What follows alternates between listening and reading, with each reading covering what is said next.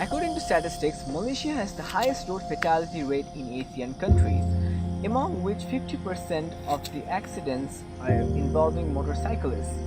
Now, why do accidents happen?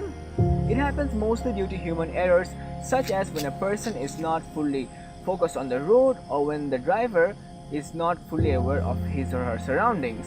Now, the device that we are making will notify the driver of his or her mental state to drive, such as if a person is feeling sleepy or tired during driving, our device will notify the driver to stop and take rest before driving on.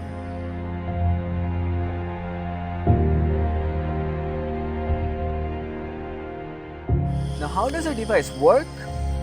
It works by reading the driver's heartbeat, and along with facial recognition, it evaluates the driver's facial expression to determine if the person is in a proper state to drive. Now let's take a look at case 2. If a person is tensed or overexcited or agitated, he or she will not be in a proper state to drive. In this case, his heart rate would be much higher and his facial expression would be much fierce. Hence, our device will use the heart rate and the facial expression to evaluate whether he or she is in a proper state to drive.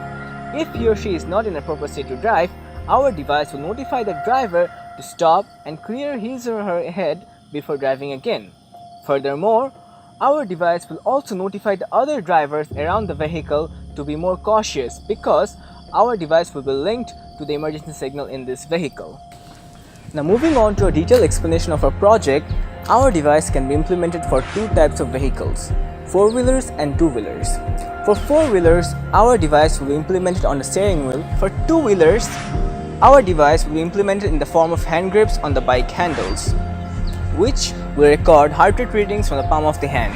Then there will be a camera placed here, which will record the facial readings.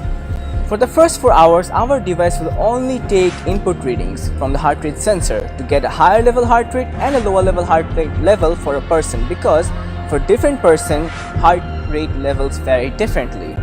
Now, our device will combine both the heart rate reading and the facial recognition reading to give a much more precise result. That is all.